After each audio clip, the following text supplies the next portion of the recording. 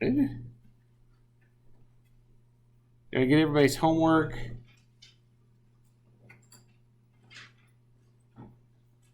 Thanks for telling me what's new in OneNote. Questions about anything before we get going?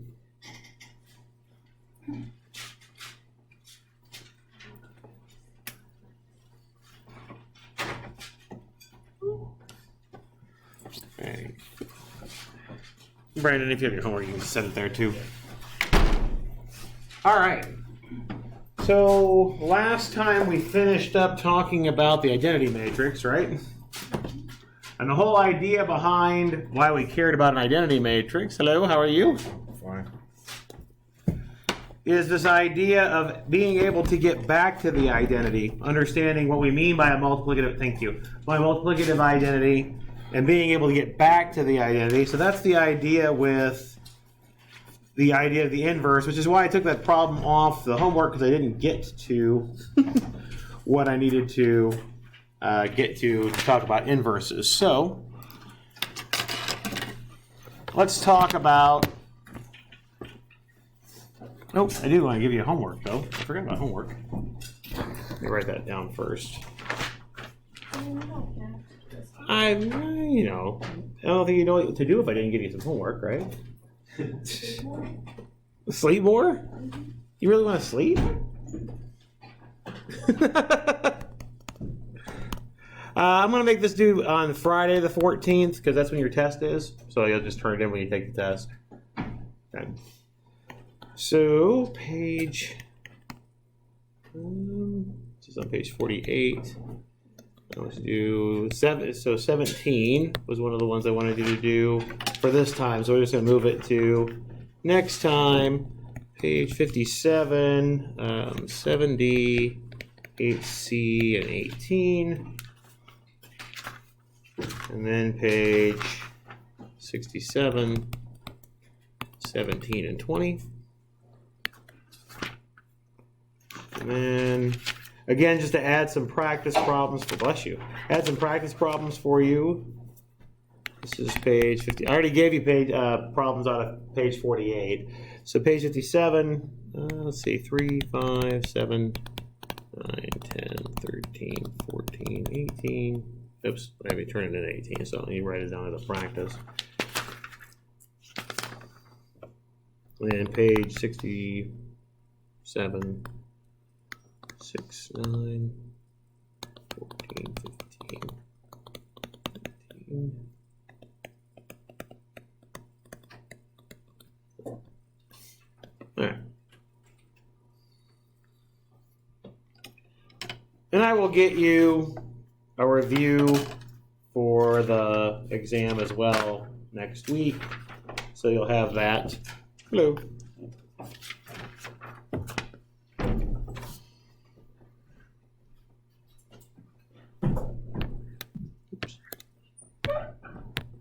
All right, so back to talking about what I was talking about before I forgot that I hadn't given you some homework problems. So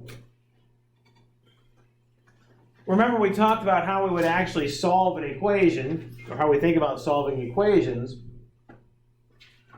And we need the idea of being able to get back to, a multiplicative identity to be able to solve an equation for an x.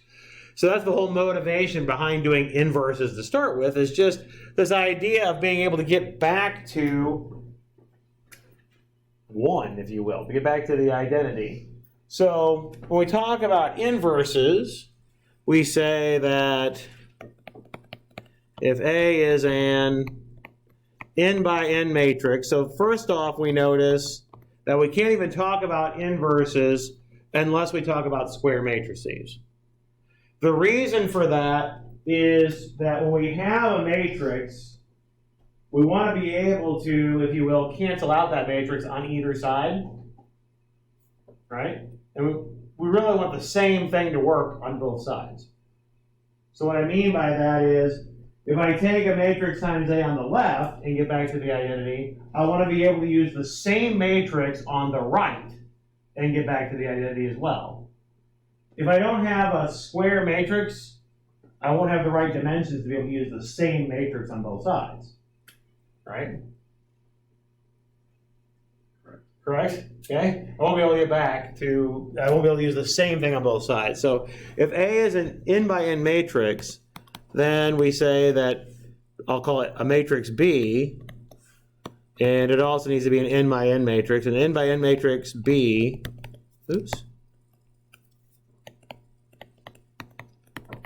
is called an inverse of A if I take B times A or A times B, I get back to the n by n identity matrix.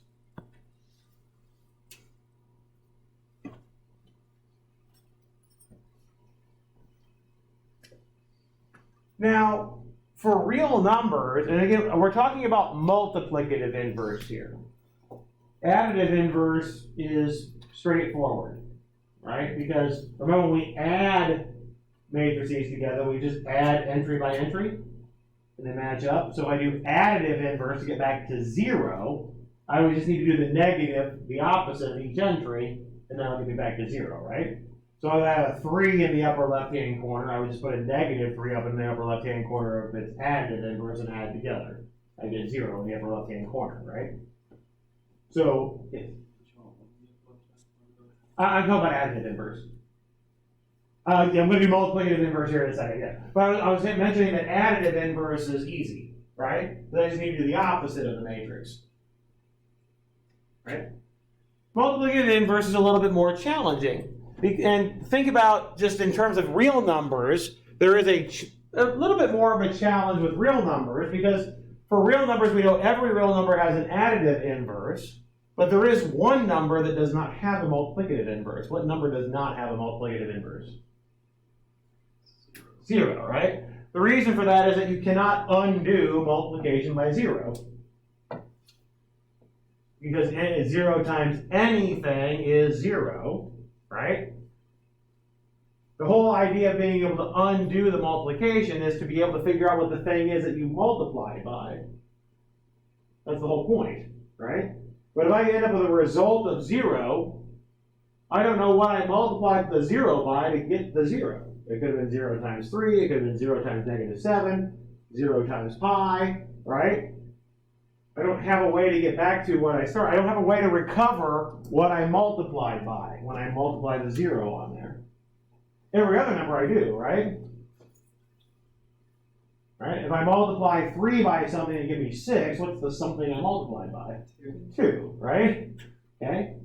But if I multiply something by 0, I always get 0. I have no idea what I hit the 0 onto. Okay?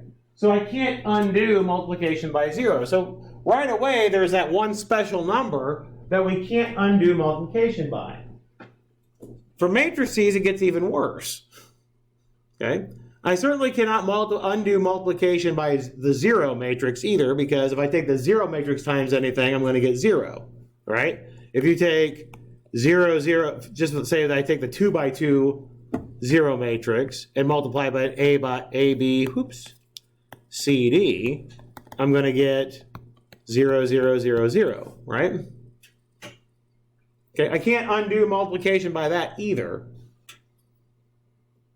I can't recover what this matrix is based on the fact that I multiplied it by this one. But it gets even more complicated with matrices because there's other examples of things that I can't recover. What happens when I multiply these two matrices together? What do I get? A plus B and B plus B. Okay. 0, 0. Okay. So notice that by our definition, an inverse, I should have flipped this the other way around. But when I have an inverse here, I need to get back to the identity, right? Right? Am I ever going to be able to multiply this matrix on the left, or this matrix here that I have written on the left? Am I ever going to be able to multiply this matrix by something and get the identity matrix back? No, because what do I always get in that lower right-hand corner? 0, right? And if it's supposed to give the identity matrix, I'm supposed to get a 1 down there, right? When I multiply. Right? So this is another example of a matrix that does not have an inverse. And it's not the 0 matrix. Oops, right this way. So 1, 1, 0, 0 does not have an inverse. Okay? Because I cannot get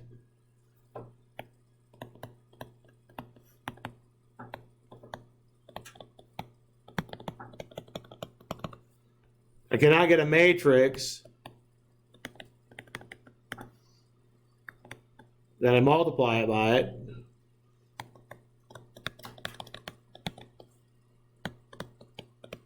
and get the identity matrix.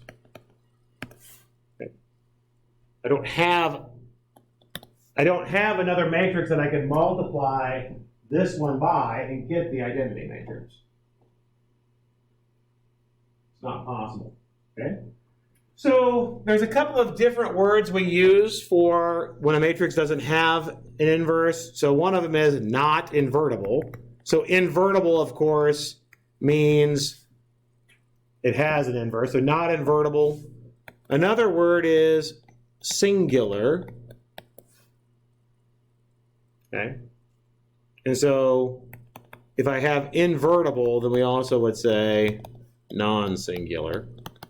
Just these are new words that you probably have not used. Okay. Invertible has an inverse, non-singular. Not invertible does not have an inverse, singular. If you're a science fiction fan, you may have heard of black holes called singularities. Singularities, 0 matrices. Yeah, exactly. In this kind of case, yeah. The singularities here are the non-invertible ones. Once you multiply by it, you can't undo it. Right? And when you go into a black hole, you can't come back out again. Okay? So it's kind of similar, right? All right. Anyway, so one of the things we're going to talk about in the next section is how we actually find these inverses, and that was what the video that I had you watch about elementary matrices is about. We use those to help us get back to how we find inverses, but there are some properties. One of the things I want to mention is for 2x2s, you can actually, there's a nice little formula that works. So for example, say I take the matrix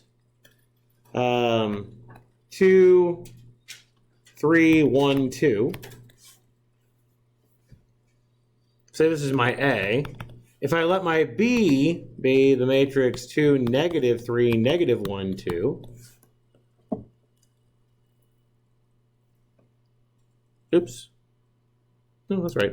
Sorry. If I take A times B and multiply them together, what do we get?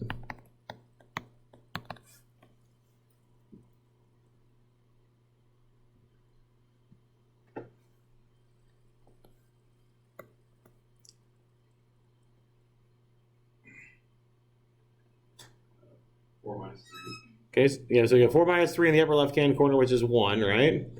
Yeah. Negative 6 plus 6 is 0. Okay. You get 2 minus 0. You get negative 3 plus 4. Good. So you do get the identity here, right? When we multiply those together, we get the identity. Now notice that the definition says it has to work on both sides, right? So to check that it's really an inverse, I need to check the other side too.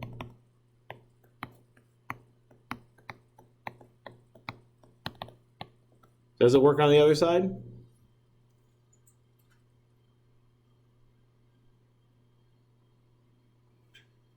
When I do the first row and first column, we get 4 minus 3, so I get 1. Upper right would be 6 minus 6 gives me 0. Lower left is negative 2 plus 2 gives me 0. Lower right gives me negative 3 plus 4 gives me 1. I really do get the identity. Okay. So we say that A and B are inverses of each other.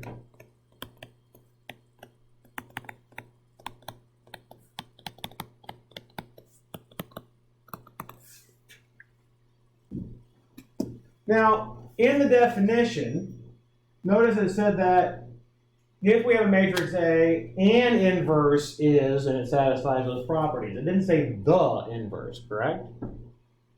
So the way the definition is written, it leaves open the possibility that a matrix could have more than one inverse, right?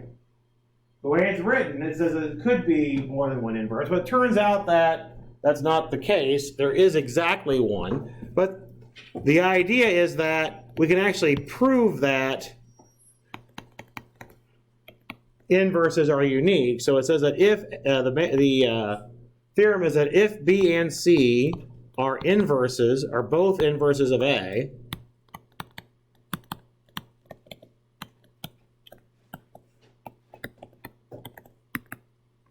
then B has to equal C.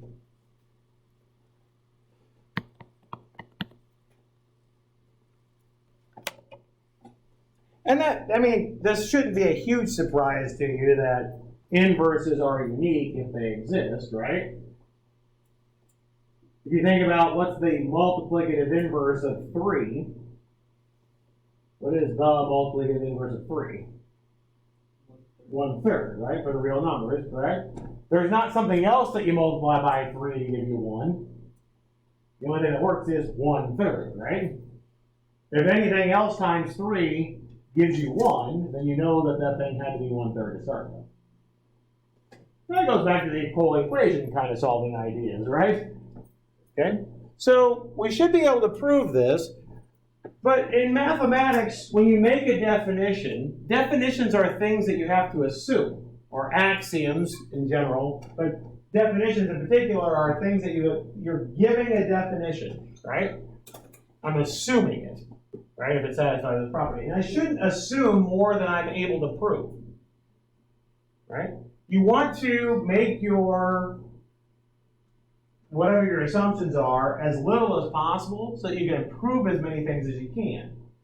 In particular, when you start throwing more assumptions in there, you might be making an assumption that contradicts another thing that you already know is true. That's what you do when you do proof by contradiction, right? You assume the opposite and prove that couldn't happen, right?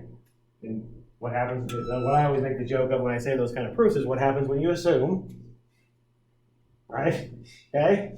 That's when you get those contradictions, okay? So you don't ever want to assume more than you can actually prove. So that's why we state the definition as an inverse has this property, because we can prove that if we have an inverse, then it has to be the inverse, okay? And it also, in this particular theorem, this particular proof, is a good example of how you typically show uniqueness properties in mathematics. You assume you have two and show that they had to be equal to each other. Right? So this is a typical example of a uniqueness proof. You assume you have two and show they have the same. So let's let B and C be inverses of A. By definition, what does that mean?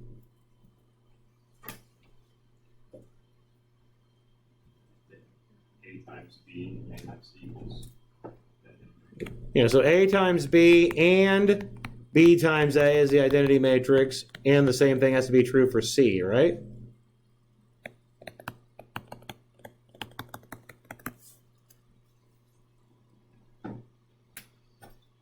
We agree? That's what that means?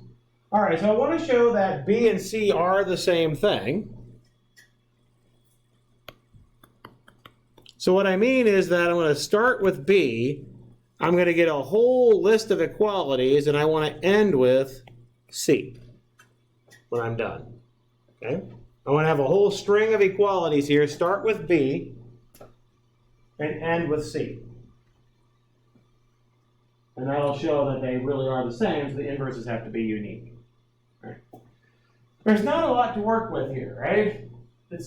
These are what I typically think of as creative proofs. I've got to create something here because I have a B with nothing with it. I've got a C with nothing with it, right? So I can be a little bit creative. I got to create the way to get there.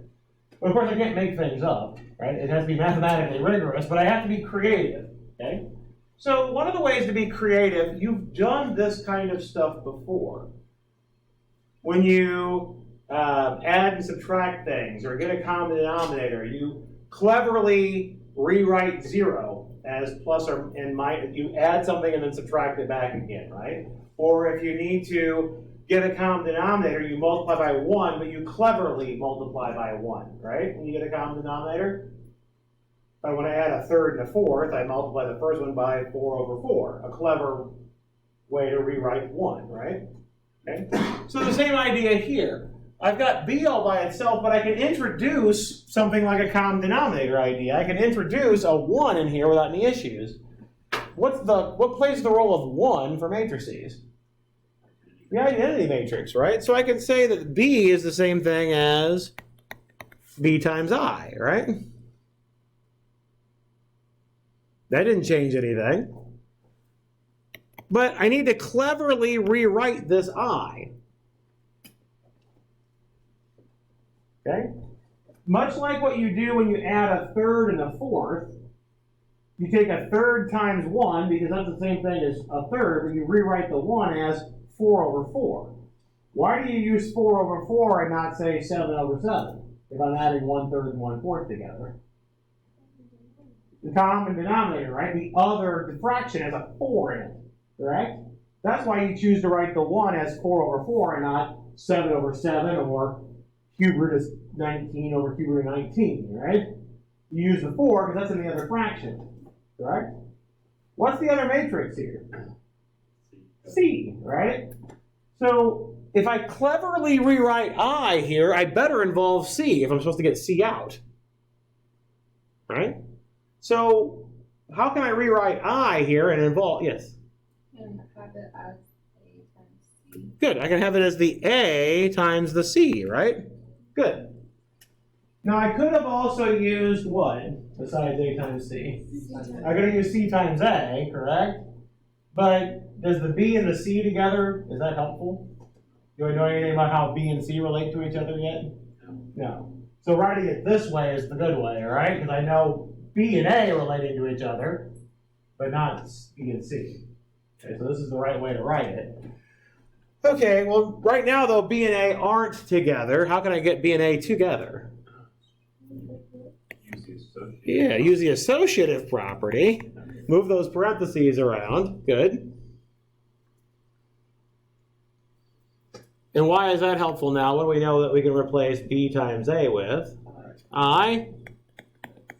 And then I times C has to be C.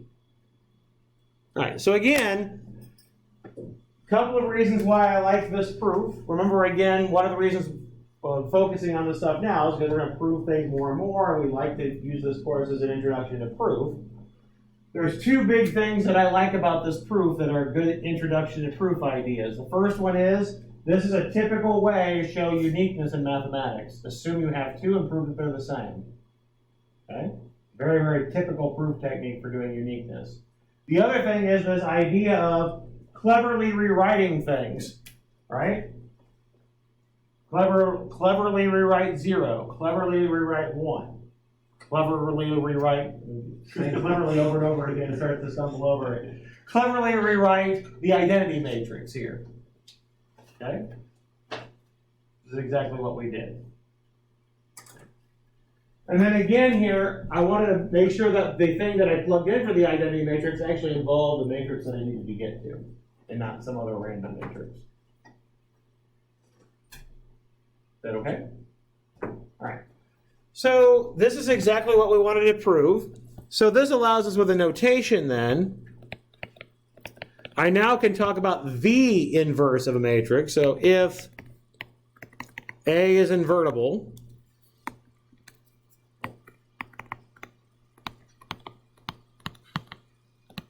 then we denote the inverse of A by A and write a superscripted -1. We do not write 1 over a matrix. That notation doesn't have meaning for us. We use the inverse notation, a -1 superscripted.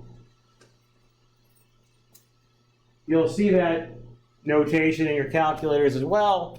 And you can actually use if you have a matrix in there and you put the -1 outside, it'll actually do the inverse of the matrix and not try to flip the matrix upside down. So you can do inverses on your calculator as well. But we're going to talk about how to find them here in a minute. But in general, you can do them on your calculator and just check your answers. Yeah. Going back to a little bit to the proof. When we write proofs for homework and test step 1 and then the proof. No, I assume if you're done writing, you finish the proof. I hardly ever do that, so I don't expect you to do it. Some of people are a little bit more picky about it than I am.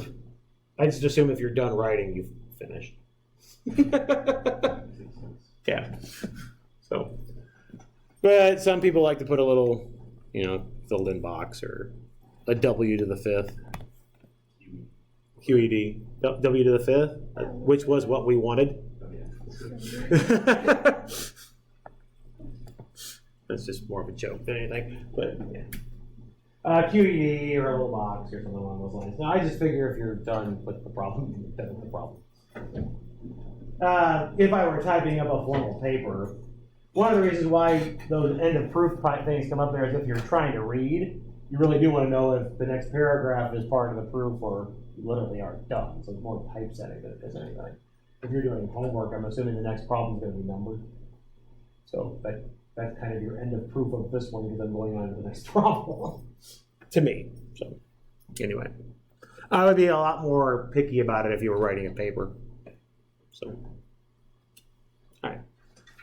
This okay? All right. So one of the things that you can do with matrices, with this particular idea, is prove some theorems. So let's do another theorem. Let's prove that if A is square,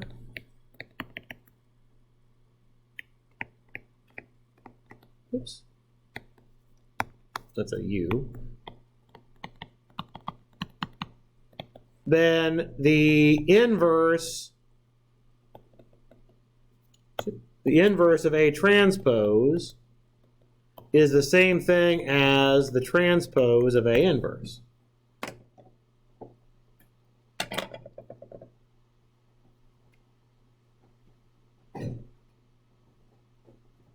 So this is, we're going to use a direct application of the previous theorem. The previous theorem says inverses are unique. So we're going to show, in this particular case, so look at what these notations mean. This notation says I would take the transpose and then take the inverse, right? So this is the inverse of the transpose thing. All right, so this says first do the inverse and then do the transpose. So what we're going to show, to be able to show this equality, is we're going to show that this thing behaves like the inverse of A transpose. This notation says it's the inverse of A transpose. So I'm going to show that this matrix behaves like the inverse of A transpose. Okay? So we want to show, write that down, we want to show that A transpose times A inverse transpose is the identity, and vice versa.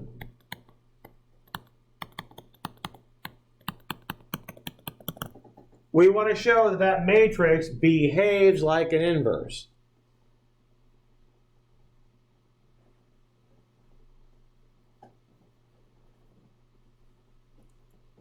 All right, so we didn't prove this one in class, but it is in the book, and I think you had to use it to do one of the problems for your homework. I've got this transpose idea on the outside, sorry, not on the outside, but on each product in my, or each factor in my product here, right? If I want to pull the transpose out, what happens to each of the factors? Or said the other way, if I distribute a transpose over a product, what happens to the product? They flip, right? So I have A transpose and A inverse transpose. So if I pull out the transpose, what order do the matrices go inside the parentheses here? A inverse and then A, right? It flips. So this was actually using theorem, I don't know if I can write down the number. Theorem, in here somewhere. 1.4.9 on page 47.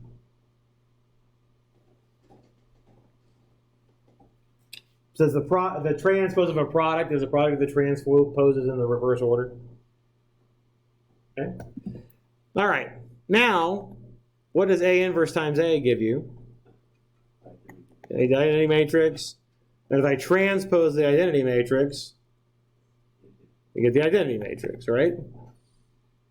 If I flip around the zeros around the diagonal, it doesn't do anything. It looks the same.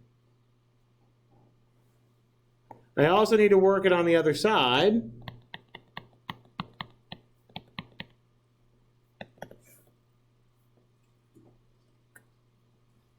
Same idea here. I want to pull the transpose out.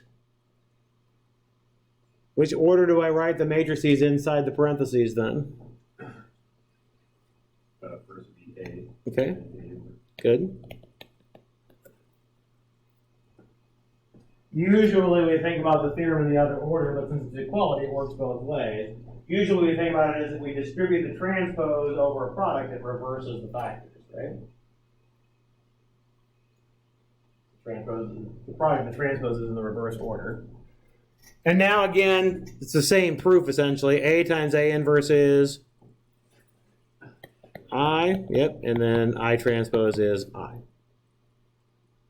All right, so what we just showed, let's think about what we showed. We showed that A inverse transpose acts like the inverse of A transpose. All right? So if it acts like the inverse, it must be the inverse, because the inverses are unique. Okay? So since, just to write down a conclusion statement here, is since inverses are unique, we have that A transpose inverse must be A inverse transpose.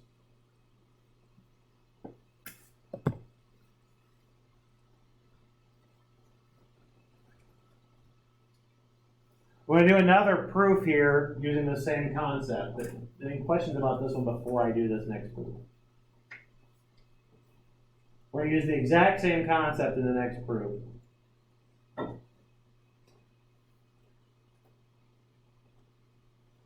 Okay.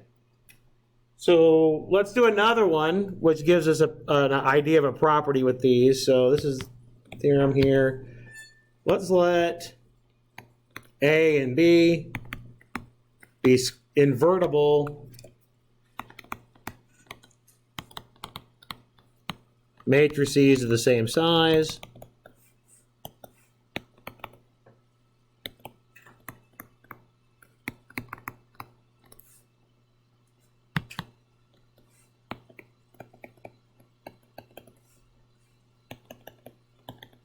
I should say another statement before that one.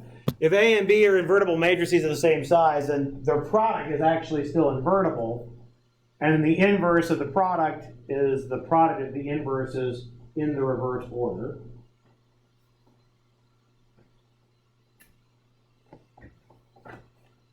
Notice it looks like we're trying to distribute the inverse over the product, but we have to reverse the order, just like we did for transposes. Some books call this the socks shoes property. You get up in the morning, before you go outside, you put on your socks and then you put on your shoes. You come home in the evening, you want to reverse that process. What comes off first? the shoes come off first, right? And then the socks. If you try to pull your socks off first, you're going to put a hole in your sock.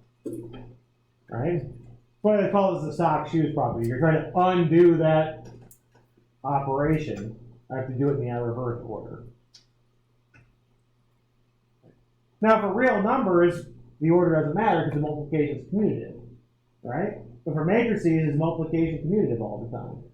No. Okay. So the order matters here. But the proof is the same. So now notice again, this is a notation. This says this is the inverse of this particular matrix. Okay?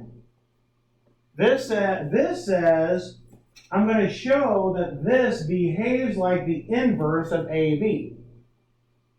And we're going to use the inverse as our unique property again. Okay?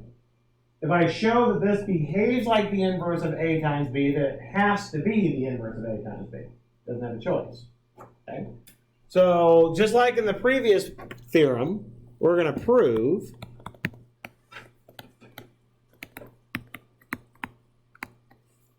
we want to show that if I take AB and multiply it by B inverse A inverse, what do I want to end up with? If I want to show it behaves like the inverse, what better I end up with? The identity. And I need to show it on the other side too.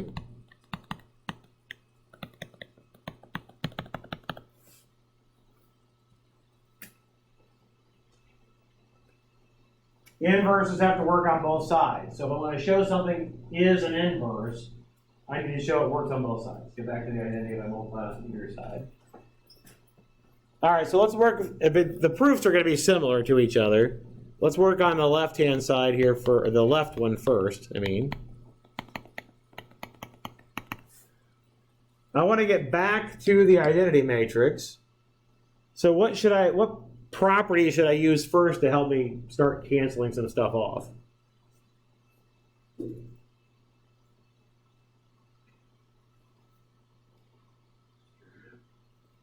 I don't have a plus sign. Or the associative. There you go. Oh, hey, it shifted on me. Associative property says I get to regroup however I want. As long as I don't reorder, I get to regroup, right? In multiplication, I can regroup however I would like to.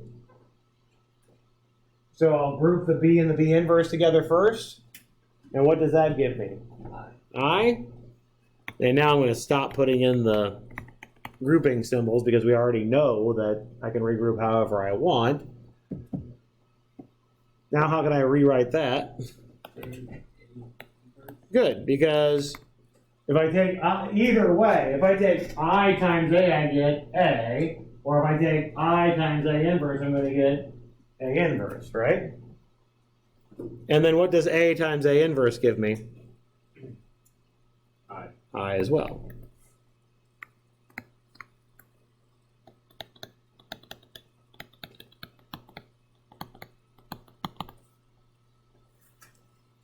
You tell me what to write for this side. Regroup A inverse A. Okay. Do the same thing where that equals I. So B inverse I,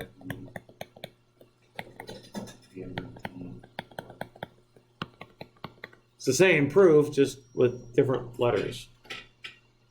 It's the same proof with the names changed to protect the innocent. Okay.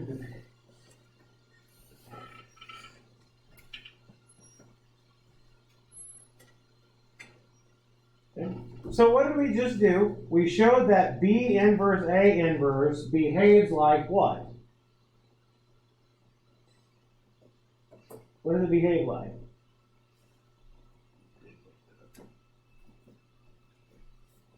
I took B inverse A inverse and multiplied by this matrix on both sides and got what? The identity. So it behaves like the inverse of AB, right? It behaves like the inverse of AB. So again, the conclusion statement here is, since inverses are unique,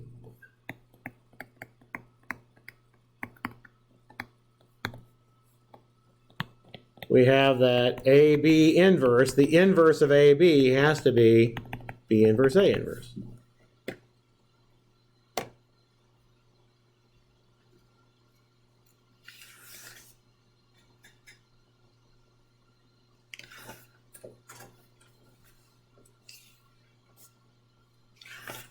Questions on that?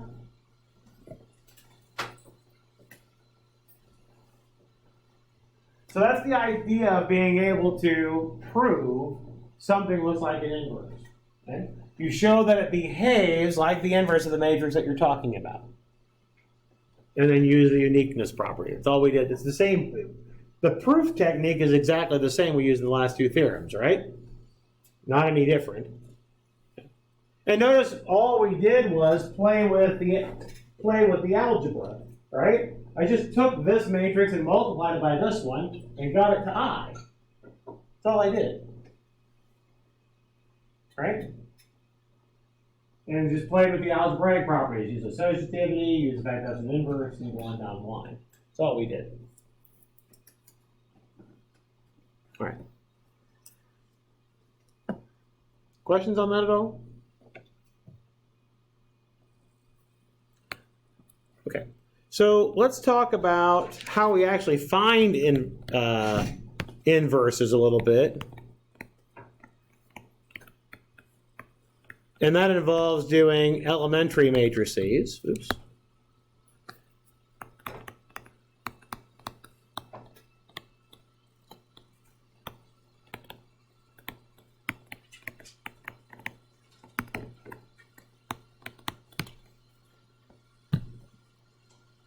All right, so the video I asked you to watch talked about elementary matrices. What was the definition of an elementary matrix again?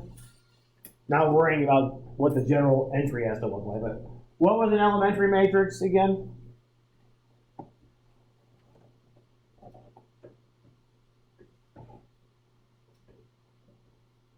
To get an elementary matrix, what kind of matrix do you start with? What matrix do you start with? Is it either the identity or is it one step further? Okay, so you start with the identity matrix and you do exactly one row operation to the identity matrix. That gives you an elementary matrix. Right? What are your three elementary row operations?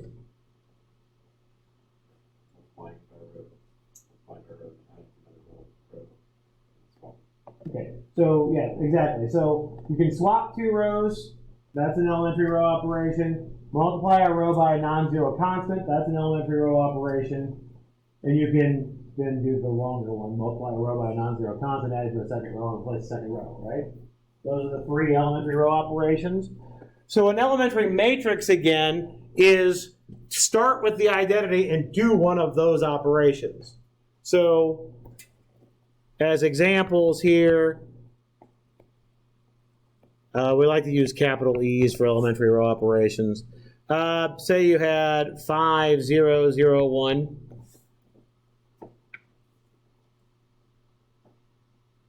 Why is that an elementary row operation? Or an elementary matrix, sorry.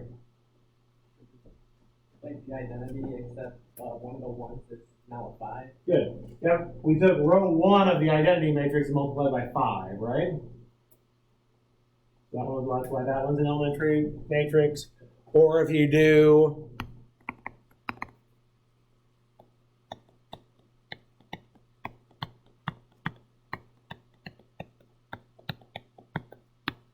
why is that one an elementary matrix? What happened?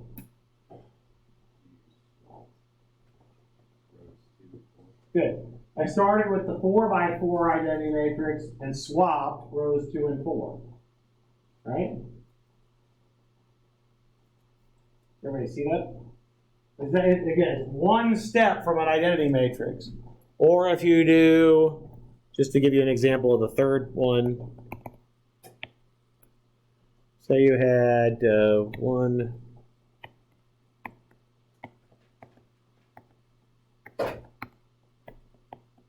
That one. Why is that one an elementary matrix?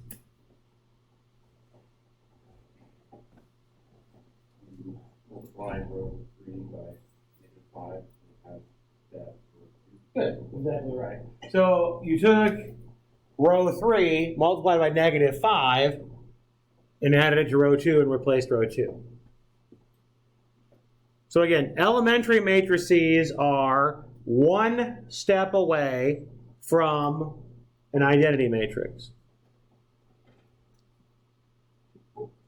Everybody see why those are elementary matrices? Are we okay with that? Okay. One of the important things about elementary matrices is that they're all invertible. So let's think about it. Think about it first in terms of row operations, and then think about what the inverse would have to look like. You told me that the first elementary matrix was take row 1 and multiply by 5, right? How would I undo that with row operations? What would you do to undo that? Multiply row 1 by 1/5, right? So what do you think would be the matrix that would undo that elementary matrix that we started with, the 5, 0, 0, 1? What do you think we would use?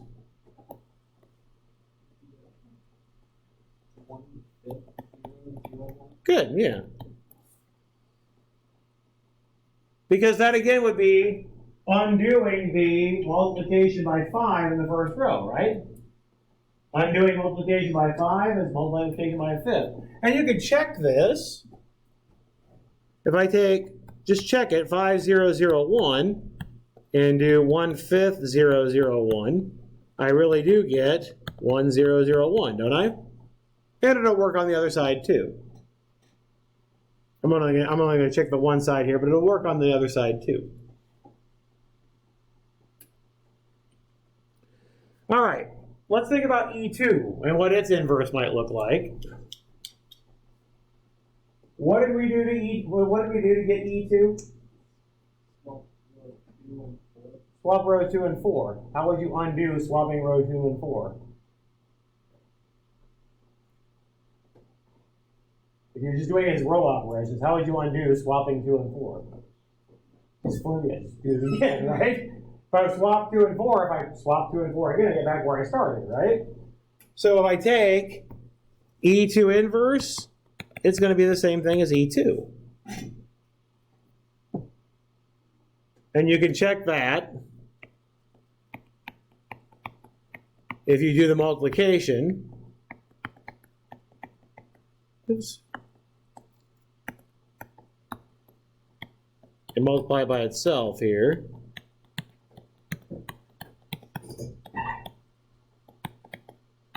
You really will get back to the identity, and you can check why.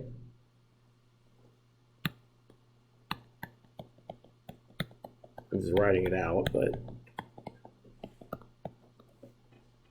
think about what's happening when you actually do this multiplication. When you take row 1 and multiply it across, it's just recopying row 1, right? But when I take row 2 here, the 1 is stuck over here in row 4, isn't it? So it recopies row 4, which is the original row 2, right? When I take row 3 and multiply it, it just recopies row 3. When we take row 4 now, though, which row does it copy? Row 2, which was the original row 4. All right, so let's see if we can just real quick write down. I know I'm out of time, but what do you think E3 inverse is going to be?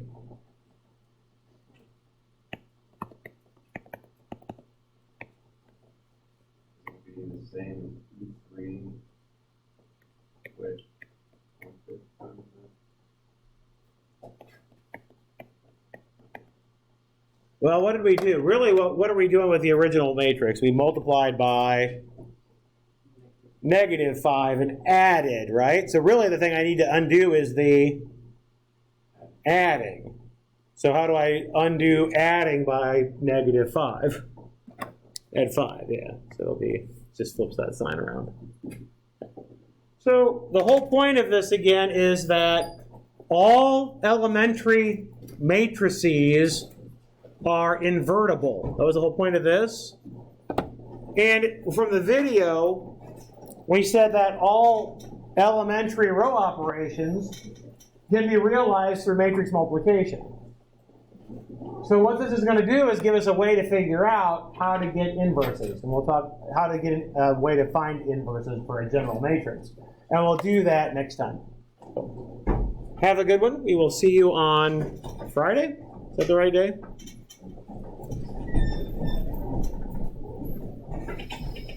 I don't remember what day it is.